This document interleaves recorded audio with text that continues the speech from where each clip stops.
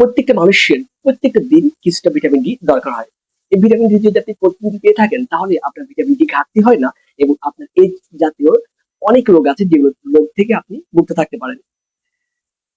বাংলাদেশে বর্তমান গবেষণায় দেখা যাচ্ছে প্রায় 70 থেকে 80% মানুষ ভিটামিন ডি এর ল্যাকিংসে সাফার করছে। আজকে আমরা বলবো যে কোন বয়সে কতটুকু ভিটামিন ডি দরকার এবং আপনি কিভাবে এটা ফিল আপ করতে পারেন। মনে রাখবেন, যারা ভিটামিন ডি এর সবচেয়ে বড় সোর্স হলো সূর্য। সকাল 10টা থেকে বিকাল 3টা পর্যন্ত যে সূর্যের আলোটা আপনি যদি আপনার স্কিনে লাগাতে পারেন তাহলে আপনার 80% ডেইলি রিকোয়ারমেন্টটা ফিল আপ হয়ে যায়। কিন্তু যারা সূর্যের আলোতে যেতে পারছেন না, আজকে ভিডিওটা তাদের জন্য।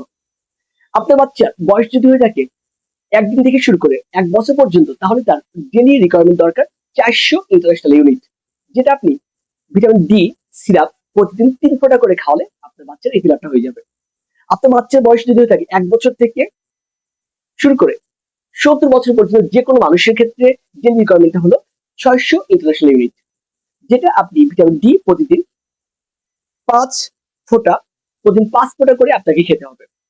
আর যদি আপনার বয়স হয়ে থাকে 70 বছরের উপরে, তাহলে আপনার ডেইলি রিকোয়ারমেন্টটা হলো 800 ইন্টারন্যাশনাল ইউনিট, সেক্ষেত্রে আপনাকে প্রতিদিন 8 ফোঁটা করে ভিটামিন ডি খেতে হবে। আর যদি আপনি প্রেগনেন্ট অথবা ব্রেস্ট ফিডিং মহিলা হয়ে থাকেন, সেক্ষেত্রে আপনার ডেইলি রিকোয়ারমেন্টটা হলো 600 ইন্টারন্যাশনাল ইউনিট, সেক্ষেত্রে আপনাকে ডেইলি 5 ফোঁটা করে ভিটামিন ডি খেতে হবে। বাজারে অনেকগুলো ভিটামিন ডি এর সিরাপ পাওয়া যায়, তবে আপনাদের আমার ক্যালকুলেশনের সুবিধার জন্য আমরা যে ভিটামিন ডি কে চয়েস করেছি সেটা হলো ডেফডল বা ডি ব্যালান্স। এখানে প্রতি এমএল এর 2000 ইন্টারন্যাশনাল ইউনিট থাকে। সো আপনি ডেফডল বা ডি ব্যালান্স এই সিরাপটা কিনে এই সিস্টেমে খেতে পারেন।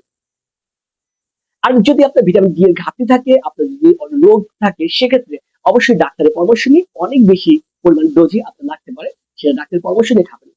ভিডিওটি শেয়ার করে সবাইকে দেখার সুযোগ করে দিন। সবাইকে ধন্যবাদ। আসসালামু আলাইকুম।